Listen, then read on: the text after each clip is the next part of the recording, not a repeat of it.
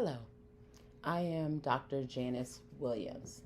This lecture and these slides covers common dermatological disorders often seen in the primary care setting. The slides were adapted from F.A. Davis Company. The content in these slides were also a collaboration of not only my clinical experience, but a result of reviewing the guidelines for primary care written by Cash and Glass 5th edition. In these slides, there is an explanation of the different types of dermatological disorders commonly evaluated and treated in the primary care setting. The slides highlight how a primary care clinician can utilize resources to assist in the assessment, treatment, management of their patients who may present with dermatological disorders. Although there are many dermatological disorders, this lecture does not cover them all. However, what these slides and this lecture does do is introduce you to a systematic way of looking at your patients who present with dermatological disorders. What I would like to do now is just take a few minutes in these first few slides to kind of give you a roadmap of what you should do as you look through the rest of these slides, because there's over 60 slides within this lecture. I am not going to lecture over or do a voiceover on every slide, but what I will do is talk you through the first set of slides and lay a foundation at which you can then look at the remaining slides and go through these steps to help you inform you about how to take care of patients who may present to your practice with dermatological disorders. Let's start by first talking about the importance of looking at your patient who may present with a dermatological disorder in a holistic manner. Although it may be the skin that has the disorder, what we know is that dermatological disorders occur as a result of many factors.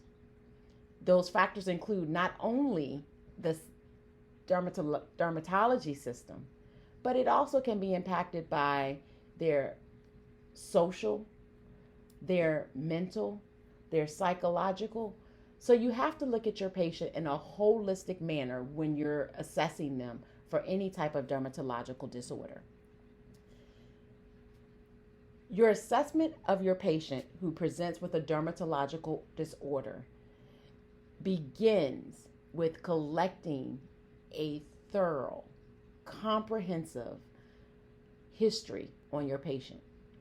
Understanding what the patient knows about this disorder or what brings them in, and then combining the subjective, what the patient tells you, with your objective, your assessment of that patient.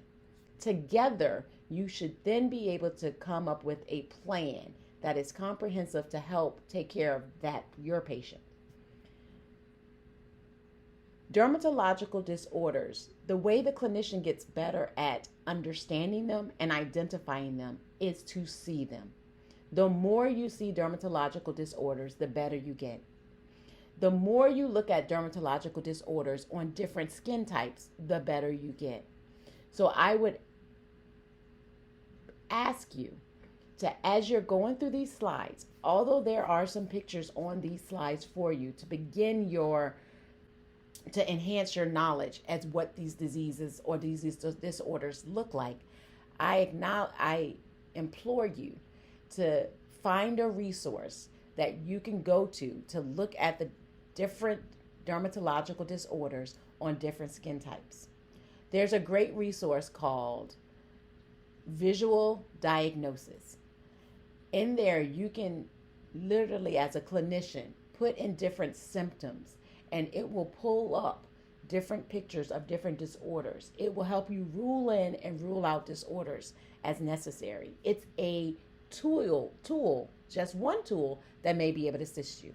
If not, just look at more pictures, more images of the diverse disorders, and it'll help you. So let's start by me first just talking about dermatitis. So we're going to just take dermatitis. We're going to start by talking about contact dermatitis. So as I go through this disease process or this disorder, I want you later on to use the same process on the other disorders that's later on in this lecture. So contact dermatitis, what is it? The contact dermatitis is a cutaneous response to direct exposure of the skin to an irritant or an allergen. It is when an individual becomes exposed to something that irritates their skin, thus causing inflammation to occur, and it alters the outer layer of the dermis because of that exposure. That exposure can be to chemicals, it can be to allergens, and some of the chemicals that are common are things like different lotions or deodorants or detergents. Some of the allergens that may cause contact dermatitis includes things like poison ivy, leather chemicals such as latex gloves, and cleaning supplies. We do see that individuals such as the elderly may have an increased incidence of contact dermatitis. This is a result of the elderly having dry skin. We also see that individuals who work with chemicals may also have an increased incidence of contact dermatitis. So now let's talk about some of the predisposing factors and some of the common complaints or signs and symptoms that your patient may present with. When we talk about predisposing factors, when you are speaking with your patient who may present with some type of dermatological disorder, as you're collecting their history, understanding what type of occupation they have is important. Also asking about, do they wear any jewelry, their hygiene, and then what type of activities do they partake in or have they partaken in. I also would like to take a minute to say, when you're asking the patient about their symptoms, the utilization of old carts is imperative because you want to know, when did these symptoms occur?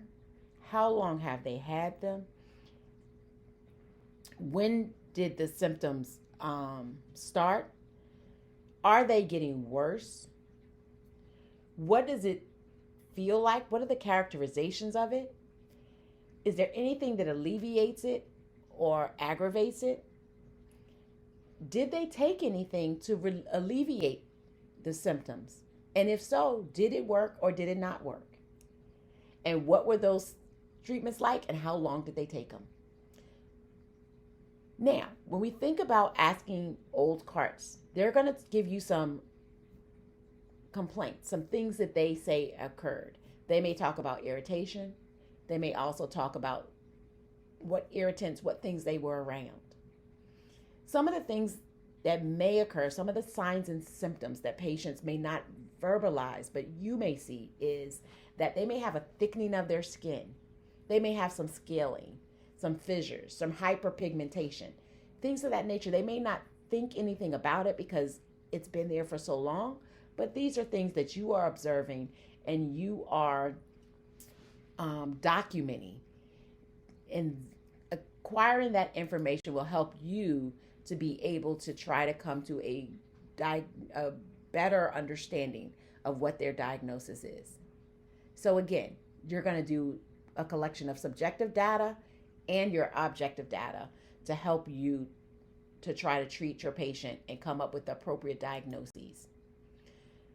It is important, as you're considering a diagnosis for your patient, that you remember to include differentials that you want to be ruling in and ruling out as you're collecting information from your patient. When it comes down to contact dermatitis, you're going to be thinking, is this irritant contact dermatitis or is it allergic? Or is this candida? Is this a drug reaction? Is this scabies? And as you collect the information from your patient, you get that detailed history, it will help you to rule in or rule out. If you believe that your patient is presenting with contact dermatitis, your next step would be to think of, is there any diagnostics that I need on this patient? If the patient can present to you and they can explain that they know what they came in contact with, you would say it's an irritant contact dermatitis, then there's no need for diagnostics. However, if they are not sure, and then you're still not sure, but you believe that this is a contact dermatitis, you may want to look at doing things like a wet mount. If they have pustules, you may want to do a culture and sensitivity test. But remember, if there is no discharge, doing a culture and sensitivity test will give you no results. You may also choose that you want to refer this patient to an allergist for a patch test. A patch test is a test in which a patient will go see an allergist. They will place a patch on the patient's back. It'll have about 20, if not more, irritants on that patch. The patient will wear that patch for a couple of days. Then they will present back to the allergist's office. The allergist will then look at the area where that patch was, and they will be able to see if that patient had any response to those allergens. And they will be able to grade that response and then be able to tell the patient what irritants cause contact dermatitis for them, and they can have a discussion about that. That is not something you will do in your office, but it may be something that you may end up needing to send your patient to an allergist for. So now that you've done your assessment and you believe your patient has contact dermatitis, let's talk about what treatments will look like. We're going to talk about some non-pharmacological treatments and some pharmacological treatments. When we think about non-pharmacological treatments, there are some that you can utilize no matter what the cause is. If it's allergic, diaper, if it's an irritant, the treatment that can be utilized for any of those are things like informing your patient and educating your patient about the use of mild soaps and cleaners. Talking to your patient about keeping their nails short, and the reasoning behind that is to reduce the risk of infections. The use of moisturizers such as Eucerin or Aquaphor to keep hydration in the skin. When they take a bath or a shower, lukewarm water instead of hot water, and maybe oatmeal baths, because when they utilize hot water, it does release histamines, which can increase their desire to scratch. While they're in the shower, normally they feel good, but once they come out, it may increase their risk of wanting to scratch. So you want to have conversations with your patients about that. Now, when you think about some specifics related to allergic contact dermatitis, you want to try to talk with your patient about avoiding that allergen and having a conversation of what that looks like. Is that possible? And seeing if there's anything else that you may want to add to that regimen based off of the allergen that they may be allergic to. If it's a baby who's having a diaper dermatitis, adding something like a zinc oxide, which will help with that diaper rash. If it's an irritant, what we know is with irritant and sometimes even allergic contact dermatitis is using a steroid cream, hydrocortisone, 2.5% ointment. They'll take it about 3 to 4 times a day for about 2 weeks, and you tell them to use it sparingly. If it comes down to allergic contact dermatitis, you also look at treatment with pharmaceuticals based off of severity. So if they have a severe reaction, you may have to prescribe things like prednisone orally. But if you do, then you're going to normally taper that dosing for them. Or you may have to or choose to prescribe something like a Kenalog, where you give them an IM injection because their reaction is so severe. But normally you're going to tier step the treatment in which you're going to give to the patient. And then you're going to make sure that no matter what treatment you're giving that patient, that you're educating them about what treatment you're doing.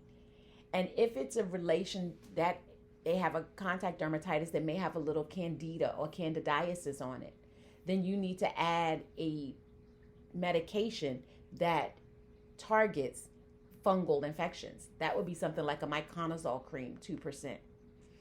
And then talking to your patient about that. Any patient with contact dermatitis, you should be evaluating for any type of secondary bacterial infections. If it is present, then you can treat them with a Bactroban ointment, which they can apply 3 times a day for about 7 to 10 days. And educating your patient if their symptoms are not getting better, but their symptoms are getting worse.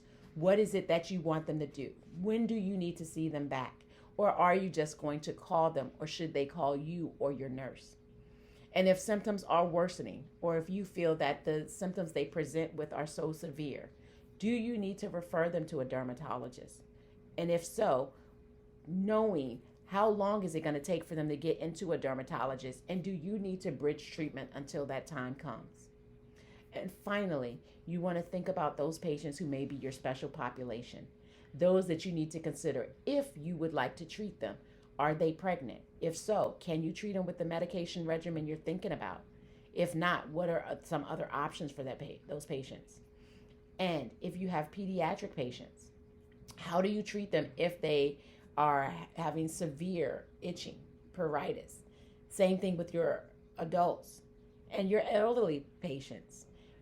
Being careful if you're prescribing something. Is it something that's going to irritate their skin more or make it worse? And if you're treating with things like steroid creams, elderly individuals already have thin skin. Steroids creams work by thinning the skin. So can you give the elderly individual that cream or not? These are all considerations that you have to think about when you're treating a patient with contact dermatitis, regardless if it's from an allergen or if it's from an irritant or if it's from their diaper. So if they have that diaper contact dermatitis. Now, let's talk briefly about atopic dermatitis, what we also know as eczema. This is also an inflammation of the skin. It does occur in about 18 to 1,000 individuals in the United States. And what we get is we get these dermal vessels that get this infiltration of the skin. Individuals who experience eczema or atopic dermatitis, there are some predisposing factors. So as you're collecting that social history, that family history from your patient, even if they don't talk to you about eczema or atopic dermatitis, if they have a family history of atopic dermatitis, they have a predisposing factor for it themselves.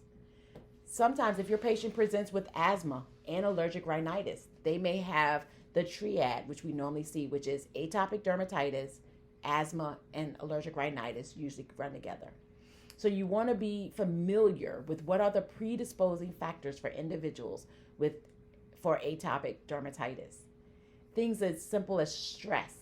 So when you're asking your comprehensive history, you see why it's important to ask these questions. Your patient may be presenting with allergic rhinitis. They may also be talking about having asthma, but they're stressed. And then they're having an outbreak of or a rash. It may lean you to say that, you know what, maybe this patient has eczema. Some of the common complaints that they may present with: my skin is very dry. I feel like my skin is thick in certain areas, like the antecubital or the fossa areas. And they may talk about itching. They may talk about having hyperpigmentation, darkening of certain areas on their body. They may never think eczema or atopic dermatitis, but you should, as a clinician, be putting that in the back as a differential. And again, as the clinician, you're going to collect that subjective and objective data from that patient. Things that you're going to ask that patient about. Then the things that you're going to observe yourself. You're going to do your physical exam on that patient. And then as you're doing the physical exam, you're going to be looking for certain things. You're going to go, this takes you back to your advanced health assessment. How did you learn to assess the skin? I do want to highlight that individuals who may have a bacterial infection on their skin, if they have eczema, usually it's Staph aureus that they have. That's the most common pathogen that they have on their skin. And then what you'll see is sometimes they'll have that weeping on their skin or some crusting that may happen over those pustules. Then once you've collected your subjective and objective data, you're looking at, is there any diagnostics I need to do in this patient? Any differentials? What am I thinking this may be? So you're thinking, oh, maybe this is atopic dermatitis. But you want to know, is it acute? Is it chronic? Is it some other issue? Is it bacterial or fungal infection? Is it an immunologic issue? Is it metabolic? Because hyperpigmentation can be seen in eczema, but it can also be seen in individuals who have hyperlipidemia as well. So having your differentials is important, and then collecting the information to rule it in or rule it out. Individuals with or you that you may think have atopic dermatitis, diagnostics that you may want to run on these patients is a serum immunoglobulin E level. It's normally elevated when it comes down to atopic dermatitis. Or you may want to get a skin culture if they have weeping, if they have discharge coming out, because you want to rule out any type of infections. That will help you to see, do I need to give them any antibiotics to treat a infection that is superimposed on that eczema.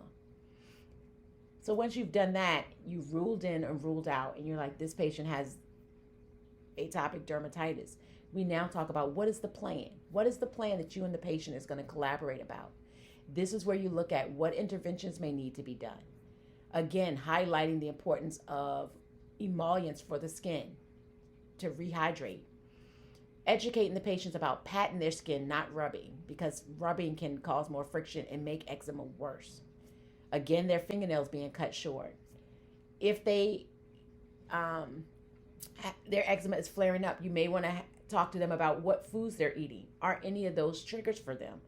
And then helping them to establish a way of removing foods from their diet and then maybe slowly introducing them back. That could also help. A big part of treatment and management with a patient with eczema is the management part. And having a conversation, educating your patient that you do not cure eczema, we treat it and then we manage it. And management is a collaboration. And so having that conversation with your patient is very important. Now, when you think about atopic dermatitis, there's an acute phase and then there's the later phases. How do you treat that? So, when you think about the acute phase, what can we do to improve things for the acute phase?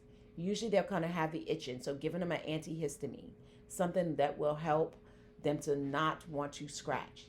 Being mindful that you have to consider that some antihistamines make individuals sleepy, so knowing if they have to work, what are their hours like? Do they work at night? Do they work at day? Having that conversation with your patients.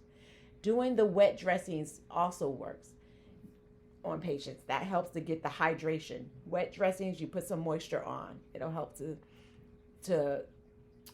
the moisture to seep in their skin and give them moisture to moisturize and reduce the dryness in their skins. If there is a need for antibiotic treatment to treat any bacterial infections, knowing which antibiotics to give and what are the side effects of those antibiotics. What education do you need to have with your patient about the antibiotics you're prescribing?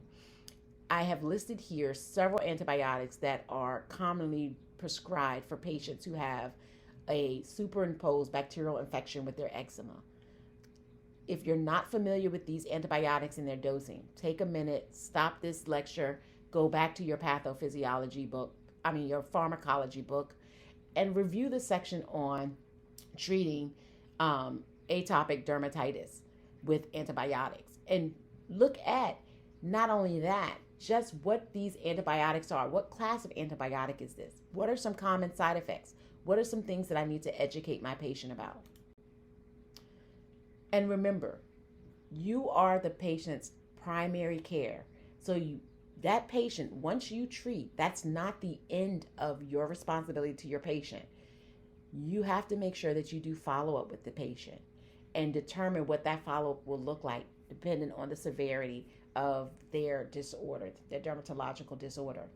And do you need to refer them to a specialist? And just because you refer them to a specialist, it does not negate your responsibility as their primary care to be able to manage and monitor what's going on with that patient. And then, of course, considering the special populations. I think now that I've gone through two different dermatitis disorders, you can see the pattern on how to look at the rest of these slides. So as you go through, please pay attention to the pictures, the images that you have here. I tried to put diverse images with different skin tones, but the information is the same. It's going to take you through the definition, the incidence, the pathogenesis. It's going to take you through the subjective, the objective. What does it look like for management? What does your follow-up look like? What does the special considerations are? So please take your time, go through the rest of these slides, and use this in collaboration with your pharmacology book and any resource you have that will help you to understand and see images of dermatological disorders. I would also highly recommend that you look at your guideline book. Look at the guidelines on what they're saying is the latest treatment recommendations for each of these disorders.